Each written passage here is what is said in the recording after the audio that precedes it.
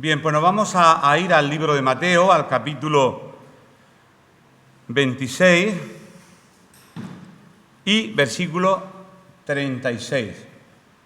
26, 36. Y para ir recordando un poco en qué enclave de la palabra nos encontramos, pues no voy a ir muy para atrás. Jesús se despide de sus discípulos, se instituye la cena del Señor. Después anuncia que Pedro le va a negar, que fue la última vez, y ahora estamos que sale ya de la cena, ya sería de noche, estarían cansados. Alguien muy atrevido dice, como en el pesaje, eso lo decía mi hermano Gonzalo, puedo hablar de él, como él ya está con el Señor no me va a reñir, no creo que...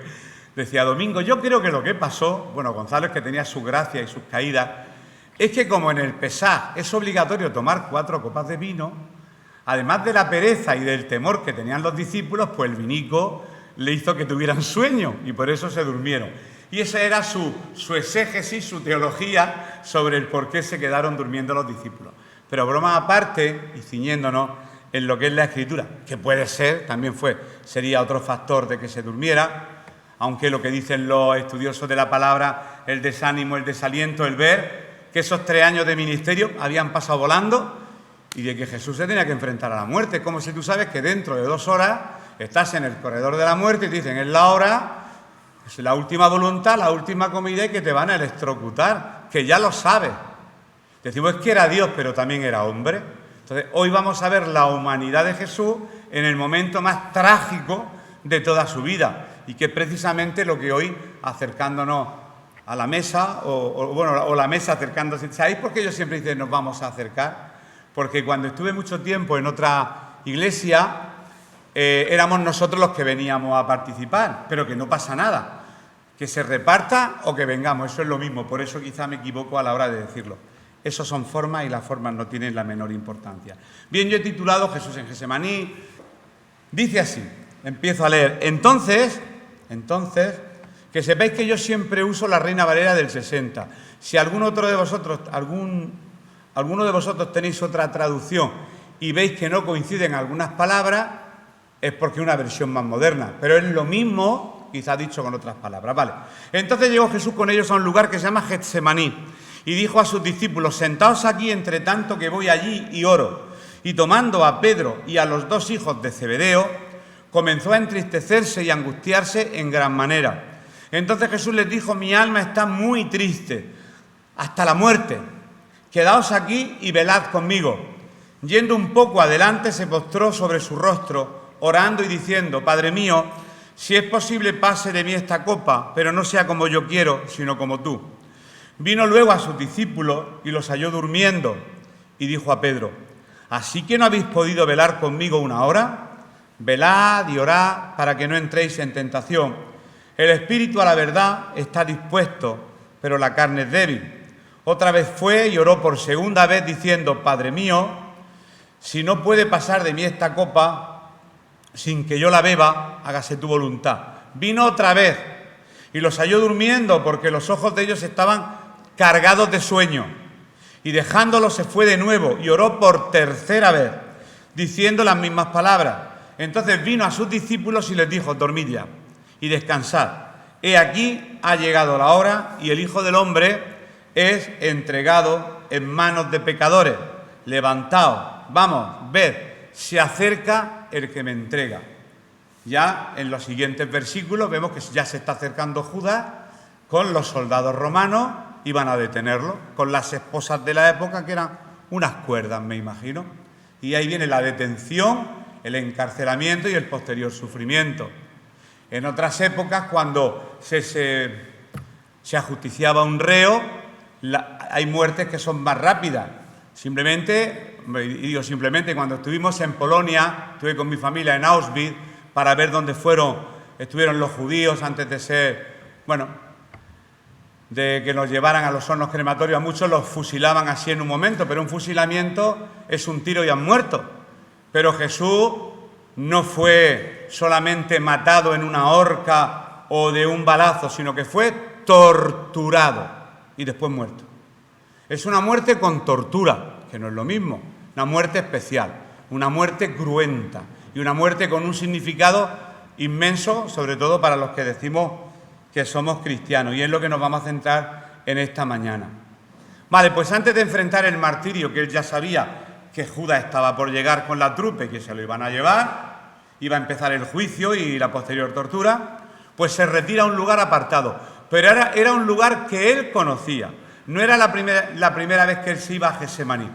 Los que hemos estado en Getsemaní, allí en Israel, sabemos dónde está ubicado. De hecho, lo ubica geográficamente diciendo que se encuentra al este del Cedrón. Vimos el Cedrón y más o menos la descripción bíblica allí, pues sabe. Lógicamente, el que va con las expectativas de ver los lugares exactos que pisó Jesús, pues no va a venir nunca satisfecho de esas tierras. Ni ver el olivo donde Jesús se sentó debajo. No, ese olivo ya no va a estar tampoco, porque han pasado muchos años. Pero no es lo físico, sino lo espiritual que tuvo lugar en aquel lugar. Y era un lugar que él conocía mucho, y dicen algunos, incluso Flavio Josefo, que conoce la historia, que Jesús era amigo del dueño del huerto, porque estaba acostumbrado a verlo allí, cómo iba a orar, a descansar, a relajarse, y habría hecho hasta incluso amistad con el dueño del huerto. Pero estos son habladurías que no son bíblicas, pero que bueno, yo las digo porque están ahí y podéis echar manos de ellas. Getsemaní lo que nos va a ofrecer es la faceta humana de Jesús. Por eso ahí dice Hijo del Hombre. Jesús tiene varios títulos, los vimos en el estudio: Hijo de Dios, Hijo del Hombre. Claro, la traducción hijo de en nuestra lengua española es mi hijo, pero en el hebreo no es mi hijo. Hijo de quiere decir participante de. En mi caso yo soy participante de la genética de mis padres.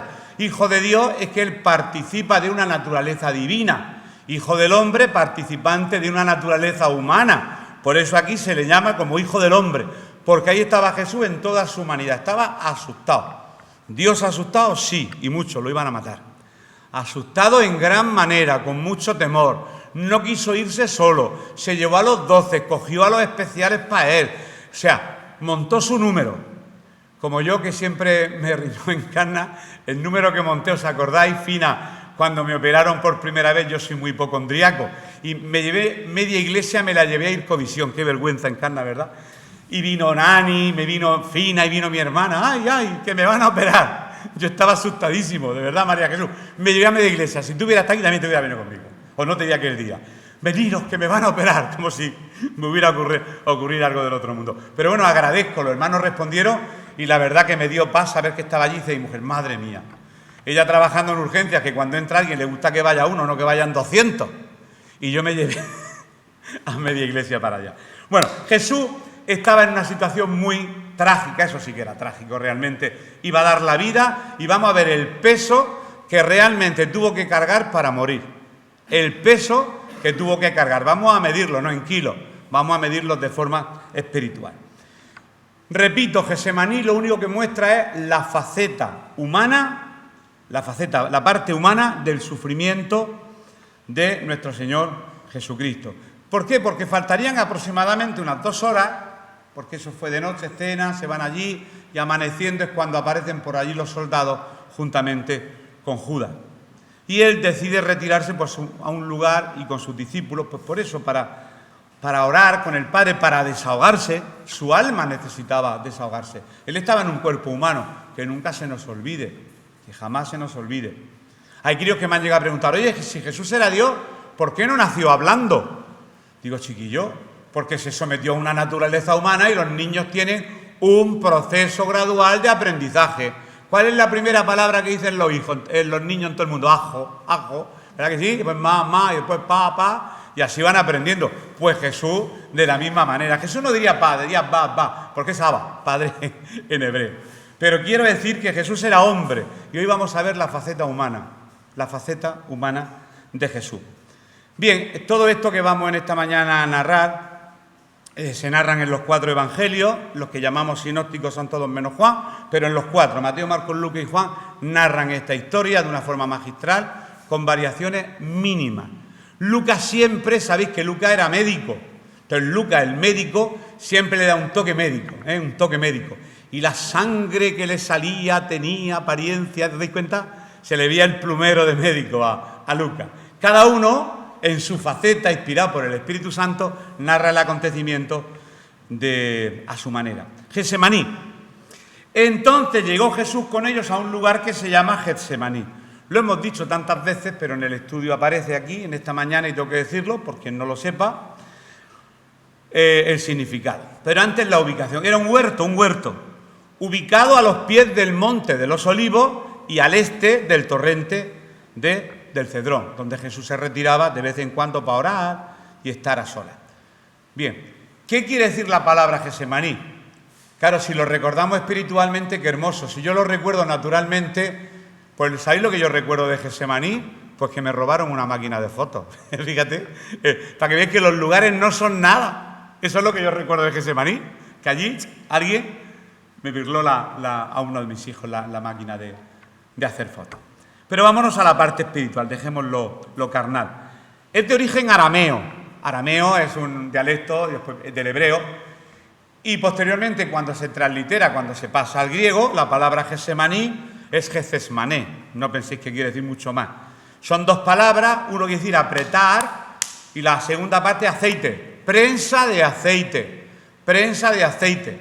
Si veis una prensa de aceite antigua, es un pedazo de piedra así gigantesca, donde arriba hay una piedra que pesa un montón, que va girando alrededor, se va poniendo la aceituna, la oliva, se va prensando y sale de un color verduzco y brillante. Después ahora están los refinamientos, entonces el aceite me imagino que sería más brusco, no sé cómo refinarían el aceite. Literalmente la palabra Getsemaní quiere decir prensa de aceite. Y era el lugar, justo si habían unos olivos, pues cerca de ahí había una prensa donde se cogía la oliva y se hacía aceite, para que sepáis más o menos un poquillo de historia. Pero, de hecho, si espiritualizamos eso, lo escrito, el hecho de someter a presión las aceitunas para poder extraerle hasta la última gota de aceite es un símbolo de la enorme presión, que sepáis, la enorme presión a la cual Jesús fue sometido antes de ser glorificado. La aceituna se prensa, pero Jesús ahí también estaba sometido a una presión muy, muy espiritual. Gran angustia, traición, captura, abandono, negación, y eso hay que vivirlo, porque que te traicione alguien, como decimos vulgarmente, de la calle, pues te puede hasta dar igual, pero cuando la traición es de entre los tuyos, el dolor es más fuerte. Cuando la traición ocurre en el hogar o cuando la traición ocurre entre hermanos dentro de la iglesia, el dolor se intensifica. Pero eso Jesús lo vivió en sus carnes. Y vamos a ver todo el peso uno a uno que tuvo aquel día, cuando fue a orar a Getsemaní. Bueno, aquí viene el dato del dueño, que no lo voy ni a decir. La angustia. Ya estamos en el lugar y ahora vamos a ver el estado de ánimo de Jesucristo. Y dijo a sus discípulos, sentaos aquí. Los ubica en un lugar. Entre tanto que voy allí y oro. Y tomando a Pedro y a los dos hijos de Zebedeo, ¿sabéis quiénes son? Lo hemos dicho muchas veces. Y a los dos hijos de Zebedeo comenzó a entristecerse y a angustiarse en gran manera, no de cualquier manera, angustiarse en gran manera, mucho, con un estado, yo no sé ahora cómo se le describiría, con una ansiedad increíble. Entonces Jesús les dijo, mi alma está muy triste. Es muy importante que leamos los adverbios. Muy quiere decir una cantidad de tristeza excesiva, hasta la muerte. O sea, estoy triste de una manera exagerada. ¿Jesús triste? Pues sí. Estaba la humanidad de Jesús a flor de piel.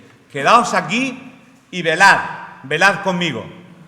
Está orando exactamente igual que yo. Vamos a velar. Ellos me imagino que ni entenderían. Bien, pues el Señor los ubica en un lugar y coge pues a los tres discípulos que siempre había escogido. Aquí no vamos a hablar si hubo más o menos favoritismo, pero él siempre escogía a estos tres cuando iba a hacer algo. Y vamos a ver 2 o 3 versículos donde se ve que Pedro, Juan y Jacobo siempre entraban en lugares muy específicos con el Maestro. Por ejemplo, lo vemos en Lucas 8:51, como Jesús siempre tomaba.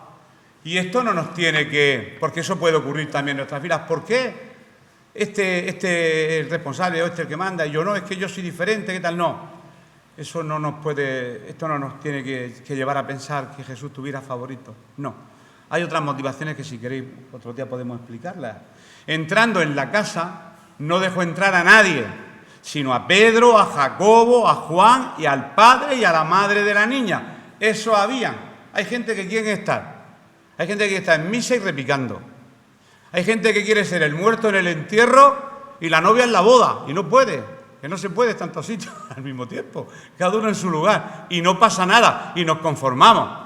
Hay gente que se frustra porque quiere ocupar un lugar al que Dios no le llamó. Y hay gente que he visto envejecer en las iglesias deseando algo que Dios nunca le dio y siempre justificando es que no me tuvieron en cuenta, es que no vieron los dones que yo tenía. ¿Tú piensas que Dios no es soberano como para quitar de en medio a cualquier persona que quiere impedir que tu ministerio se desarrolle? Claro, por eso tenemos que confiar. Están impidiendo con lo que yo podría dar, con lo que yo podría hacer. Me están quitando de en medio. Estamos anulando la soberanía de Dios si realmente pensamos de esa manera. O durante la transfiguración también vemos cómo Jesús también se va con sus discípulos. Marcos 9:2. En Marcos 9:2 coge a las mismas personas que en Getsemaní, a las mismas. En Marcos 9:2 leemos, 6 días después, Jesús tomó consigo a Pedro, a Jacobo y a Juan y los llevó a una montaña alta donde estaban solos. Allí se transfiguró en presencia de ellos. No vamos a hablar de la transfiguración, pero sabéis lo que es trans, ¿verdad? Ahora hoy en día se sabe mucho lo que es transformación, transfiguración, cambio de figura, cambio de apariencia, donde pudieron ver a Jesús en su esplendor glorioso, y escogió precisamente a esto. Y ahora también en esto que acabamos de leer, Pedro, Jacobo y Juan, pues lo acompañan en el momento más decisivo de su ministerio, del ministerio de Jesús, y lo hemos leído. Y dijo a sus discípulos, sentaos aquí entre tanto que voy allí oro. Y tomando a Pedro y a los 2 hijos de Zebedeo, a los 3. Y hay muchos más versículos. Yo he escogido simplemente estos como botón de muestra de que Jesús siempre cogía a estos discípulos a la hora de hacer algo importante. Y esto era lo más importante. Porque aquí se iba a cumplir el objetivo por el cual Él vino a la tierra. Por fin, objetivo a cumplir. Que después los discípulos se acobardaron y pensaron que era el fin de todo. Ya dije la semana pasada que no era el fin, era el comienzo del cristianismo. Era el comienzo, no era el fin, era el principio. Bien, pues en estos versículos que leímos al principio, hemos visto la tristeza, la angustia en el momento de enfrentar el martirio. Es que le esperaba un martirio, no muerte, antes martirio. Dice la Biblia que le daban de puñetazos, le escupían, le mesaban con M. Mesar es arrancar a jirones el pelo. Le mesaban la barba, le tiraban del pelo y se lo arrancaban de raíz. Jugaban con él, tapándole los ojos y le daban de puñetazos. Adivina, ¿quién ha sido? Como jugar a la gallina ciega. Le azotaron desgarrándole la carne. Le colgaron de una cruz, asfixiado. Murió desangrado. Quiere decir que era una muerte muy, muy, muy cruenta. Y ahora vamos a entenderlo tirando un poco del Antiguo Testamento. Por eso dice que él, como sabía lo que iba a ocurrir, comenzó a entristecerse y a angustiarse en gran manera.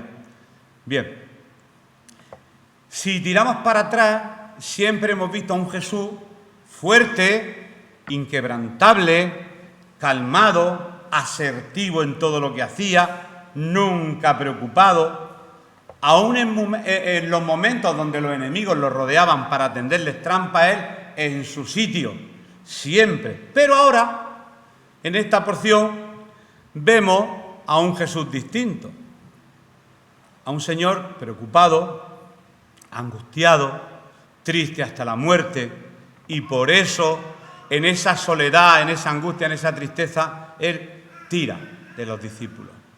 A veces nos avergonzamos de mostrar nuestra tristeza, nuestra angustia y de recurrir en ayuda de. Y yo ayer recordaba con Encarna un día que yo estaba solo en casa de su padre y mi hija Elena se quedó que no respiraba.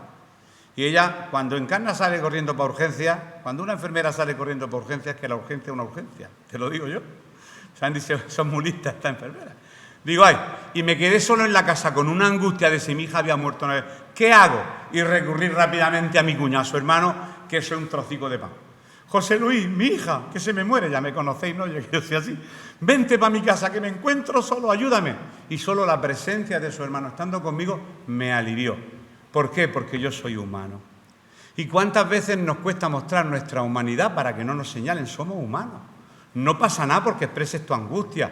A nadie le importa. A nadie. ¿Qué se van a pensar? ¿Que yo soy una débil? Pues sí, si somos débiles. Claro que somos. Débiles no. Lo siguiente. Si no fuera por Cristo no estaríamos aquí ninguno de los que estamos. Si no fuera por su ayuda. Hombre, no vamos a estar mostrando siempre nuestras miserias, pero que no nos avergoncemos. Y siempre hay un hermano, una hermana, una amiga en el que podemos confiar y al que podemos recurrir en momentos de angustia. ¿A quién recurrió Jesús? A sus amigos del alma, a sus discípulos, con los que había caminado durante 3 años, pues recurrió a ellos en esos momentos de tristeza. Por eso, cuando los discípulos vieron la parte humana de Jesús, no se podían imaginar cómo es posible si este ha hecho milagros, ha multiplicado panes, peces, ha resucitado a muertos y ahora está triste. Tenían que tener un cacao mental increíble, porque Jesús podría haber estado por encima de las circunstancias. Matadme, ya he llegado a mi objetivo, venga, no pasa nada. Aquí no, asustadico vivo, así estaba. Por eso nunca te avergüences. Si Jesús tuvo ahí miedo, cuando tengas miedo, mira que me han señalado a veces por mis miedos y mis temores. Recuerdo una vez en un culto que dije que yo le tenía pánico al avión y se me coge un hermano. Hermano, una persona como tú que está pastoreando no puede decir que tiene miedo al avión porque eso no es de Dios y eso al Señor le desagrada. Digo, ¿qué estás diciendo? ¿Que yo no tengo derecho a tener temor y tener miedo? Si Jesús tuvo su miedo en Getsemaní, dijo, abatida, hasta el polvo está mi alma, ¿por qué yo no puedo tener temor y miedo? Y lo sigo teniendo. Lo que ocurre es que en Cana, o sea, cuando me subo en el avión, yo digo, en el nombre de Jesús, y me subo. Y me subo. Y sé que el Señor va a estar conmigo.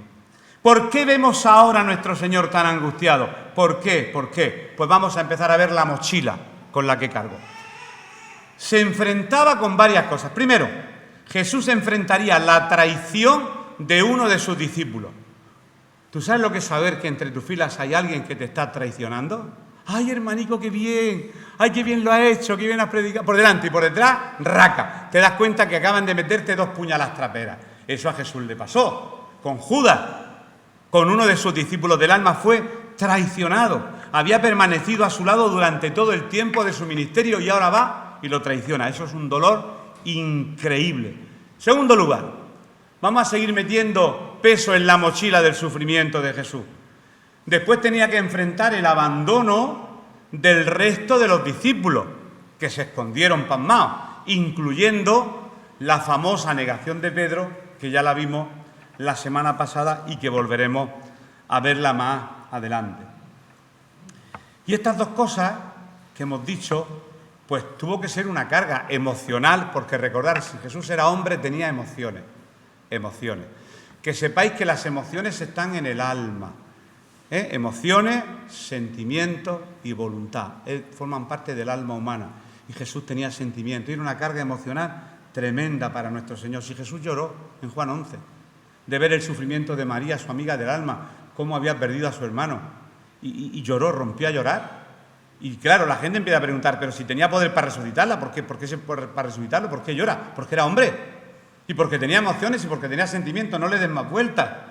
Pues tenía una carga emocional muy grande.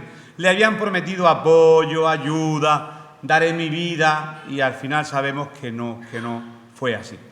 Tercer lugar, un poquito más de peso para la mochila. Jesús iba a enfrentar el vituperio. La palabra vituperio yo sé que es de Reina Valera 60. El vituperio es el rechazo, el odio, el ataque de sus enemigos. Mira, sería capturado, veremos la captura, acusado falsamente. Anda que no da rabia que te acusen, no te ha pasado nunca, a mí sí. Que te acusen de algo que no has hecho. ¡Buah! Es humanamente, a mí me saca de dentro todo lo que se supone que murió con Cristo. Todo lo que se supone que murió con Cristo me sale en cuanto hay una acusación falsa. Eso es una cosa muy dura para mí. Pues imagínate, y para ti tiene que ser, lo que te acusen de algo que no has hecho, ponte tú, para no ponerme yo siempre protagonista. Insultado, abofeteado, escupido, azotado, y pondrían una corona de espinas en su cabeza. Y en general enfrentaría un gran martirio antes de expirar, antes de decir las últimas palabras en la cruz. Padre, en tus manos encomiendo mi espíritu, antes de ya de darse, de morir, todo lo que tuvo que sufrir y padecer. Lo hablamos y lo decimos. Y finalmente, dicho primero, segundo y tercero, y ya el peso final, el más gordo, el que le rompe la mochila del dolor, que iba a cargar. Y aquí tenemos que entender, quien no entienda la salvación en esta mañana, quiero que esté atentísimo porque si no, no la puede entender.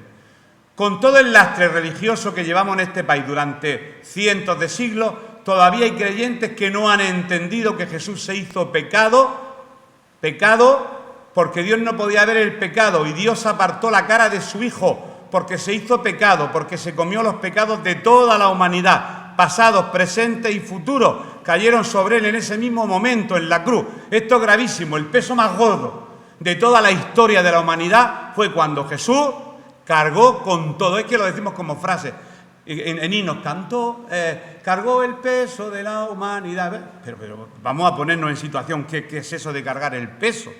Los pecados de la humanidad, no de los judíos, de la humanidad. Murió por los pecados, si hablamos del siglo XXI, de Europa, Asia, África, América, Oceanía, los que vivieron, los que viven y los que vivirán. Cargó con todo el peso de todos los habitantes del globo terráqueo a lo largo de toda la historia. Eso pesa.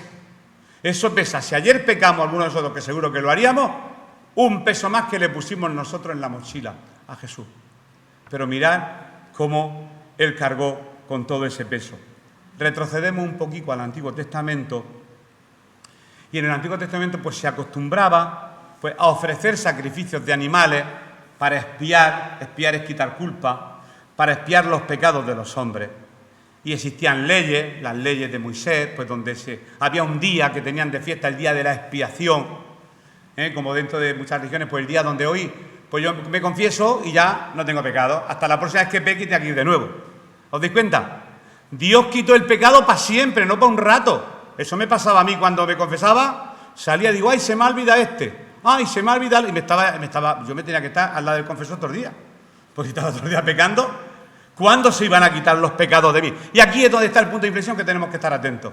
La religiosidad nos persigue a los que hemos sido religiosos y no podemos entender que Cristo ha pagado por los pecados que vas a cometer en el año 2025. Eso no lo entienden ni muchos cristianos. Ya están pagados todos. Y entonces viene el frotamiento de manos. ¡Qué bien! Jesús ha muerto por los pecados que voy a cometer, pues me voy a hinchar a pecar.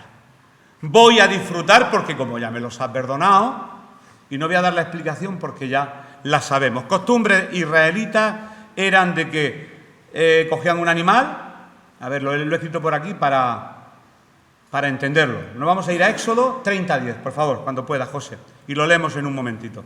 Y os explico más o menos cómo era el rito, que ya lo sabéis, es transferir el pecado a un animal. Ponían las manos sobre el animal, el sacerdote degollaba al animal, esto es muy sangriento, y tu pecado se transfería al animal, que era el sustituto de tus pecados. Y tus pecados quedaban ahí en la sangre del animal. Pero si eso hubiera sido válido, ¿por qué tenían que estar haciéndolo constantemente? Porque volvían a pecar.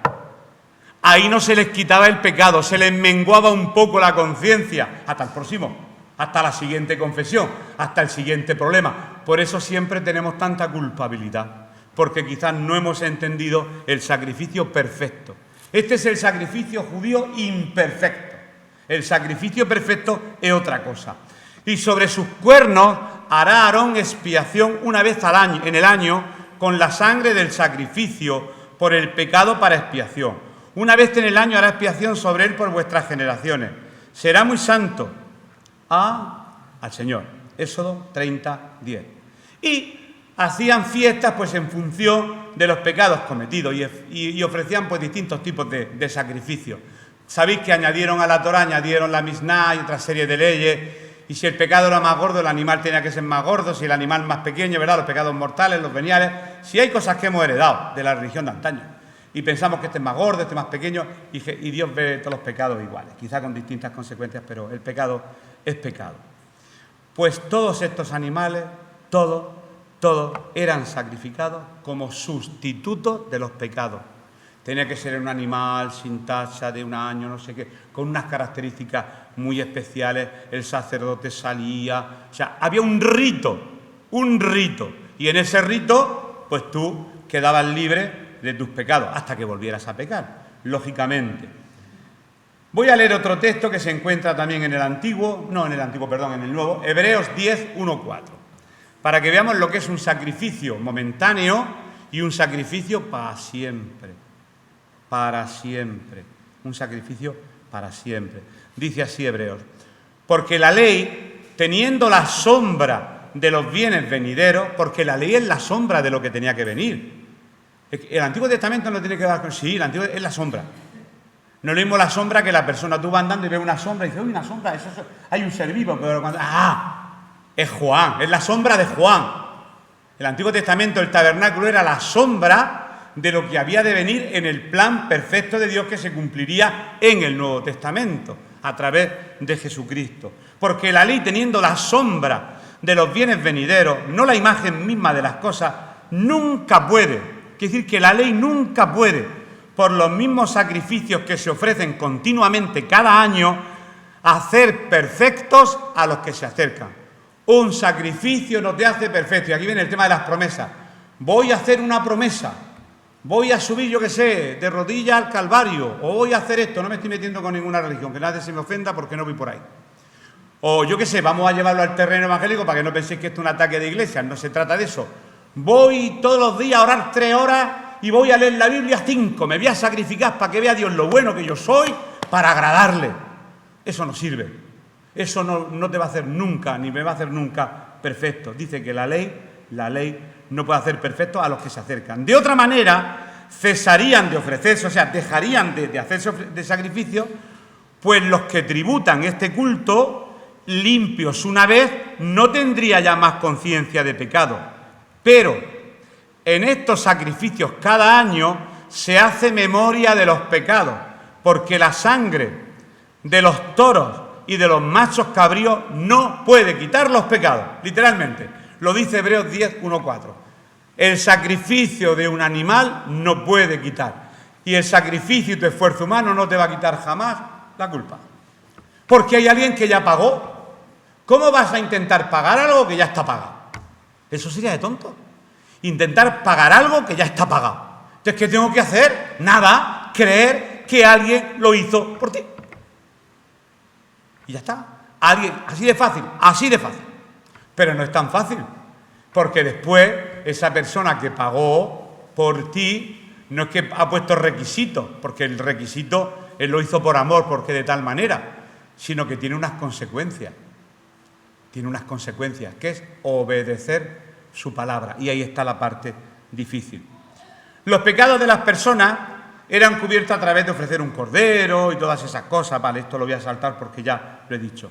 Ahora bien, venimos al sacrificio de Jesús en Getsemaní. Jesús fue el cordero perfecto, el cual tenía que ofrecer su vida en rescate por la vida de aquellos en los que en él creen.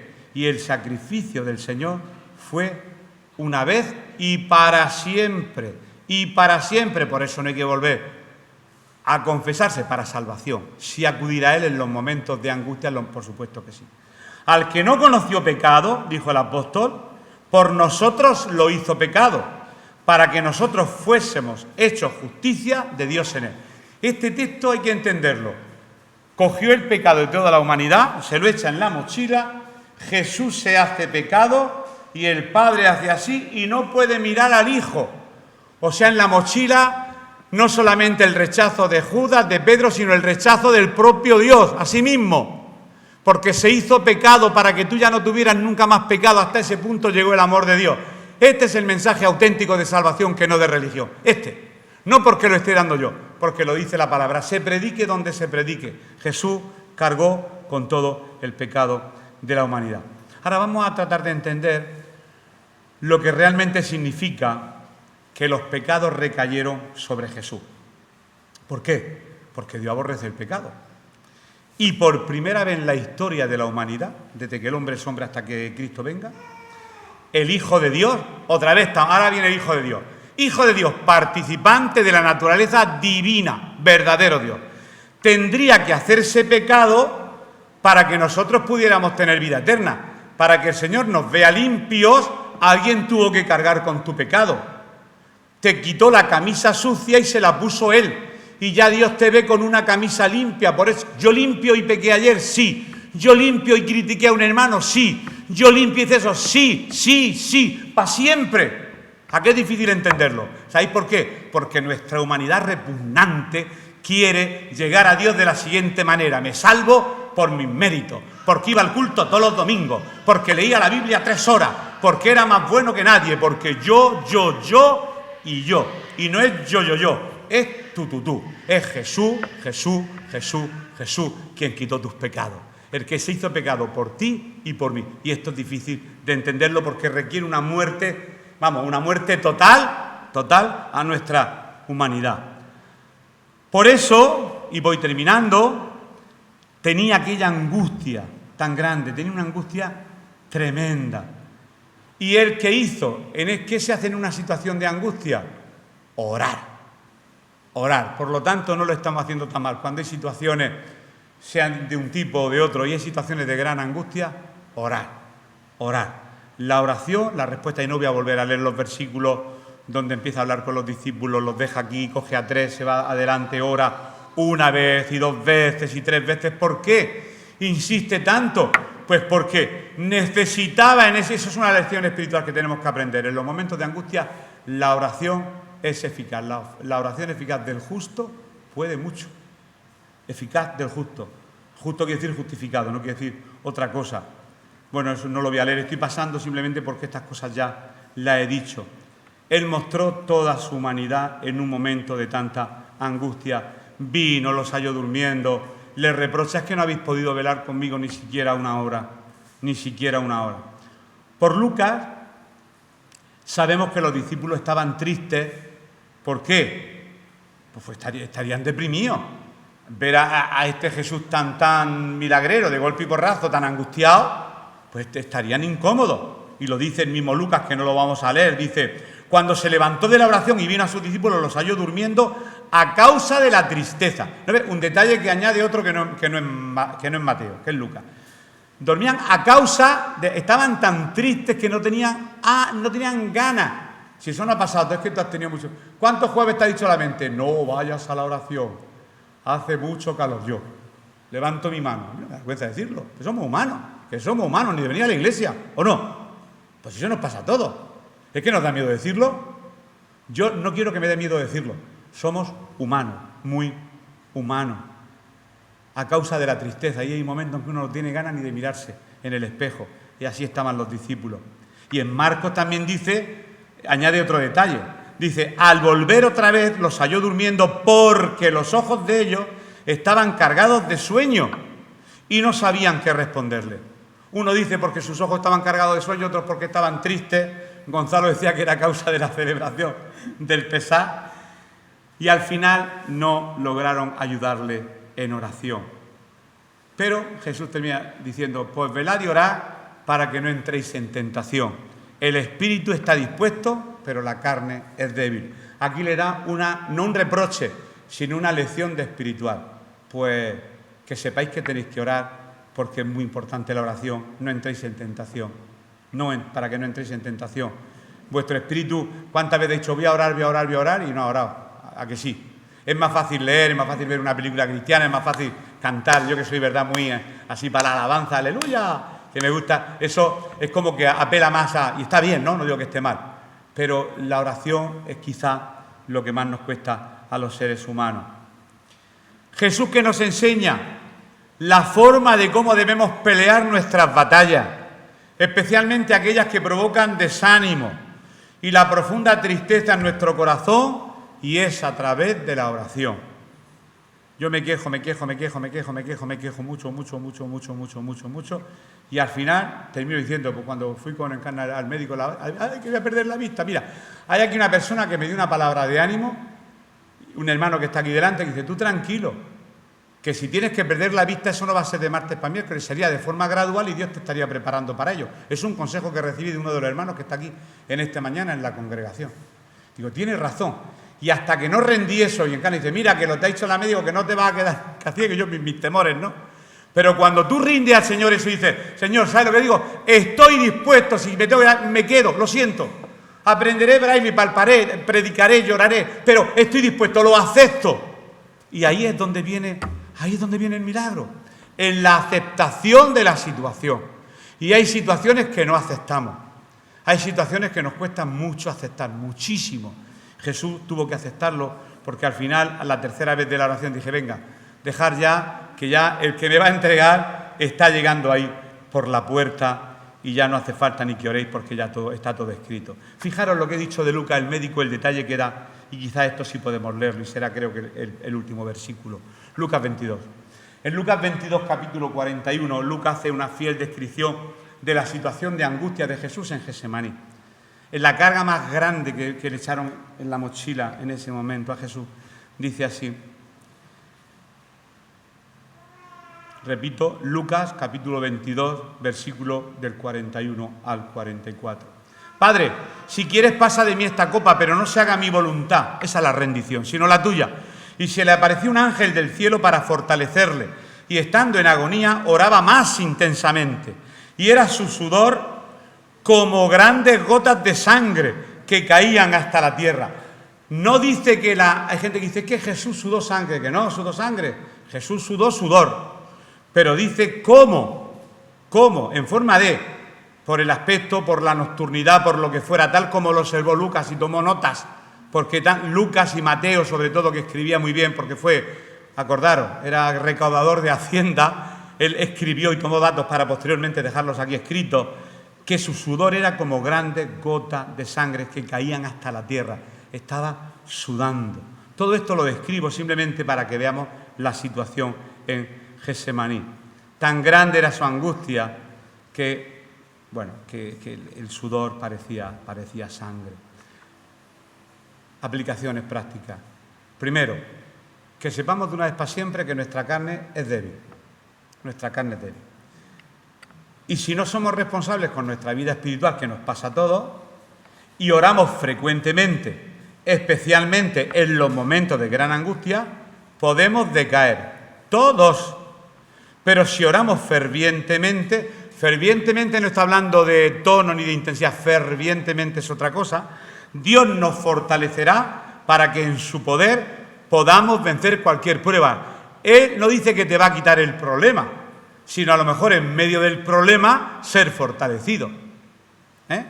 No es que la oración es para que desaparezca el problema, no, el problema puede seguir estando y tú fortalecido, en medio del problema.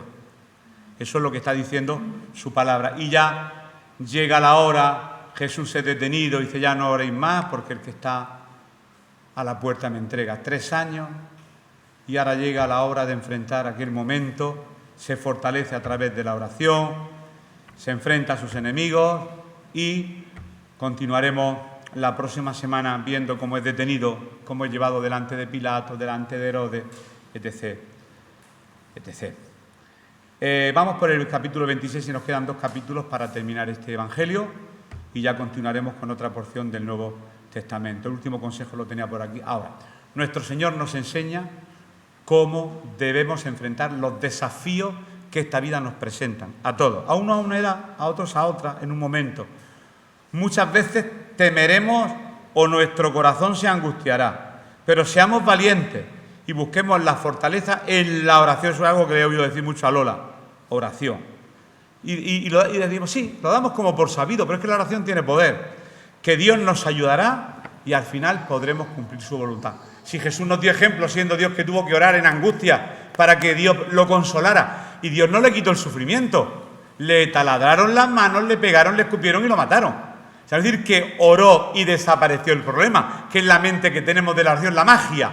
Ha venido un ministerio que cura cánceres, que cura no sé qué, ha venido un ministerio que estira piernas, ha venido un ministerio que sana muelas, y nos vamos detrás del espectáculo, del circo Price, del circo Ralby, que no es un circo el Evangelio. Oramos para que se haga la voluntad del Señor y Dios tiene poder para hacerlo o para no hacerlo, pero no pasa nada. Dios nos fortalece en medio de la angustia. Y si lo hace, mucho mejor, lo contaremos y diremos, fulanito estuvo enfermo, como mi hermanico el gitanico, Juan Antonio Fernández, pues creemos que la oración le ha creado sanidad en un problema que él tenía en una arteria. Y Dios, ¿creemos en el poder de Dios? Por supuesto, ¿lo ha sanado? Sí. Digo, ¿puedes confesarlo? A capa y espada. Dios, claro que sana, cuando quiere y como quiere. Y si no, pues un día estaremos en su presencia por toda la eternidad. Es lo que hay. Eso nos cuesta aceptarlo, pero es así. Hoy hemos podido ver su humanidad y queremos identificarnos con ella. Así que hasta aquí la palabra del Señor, hasta el próximo domingo.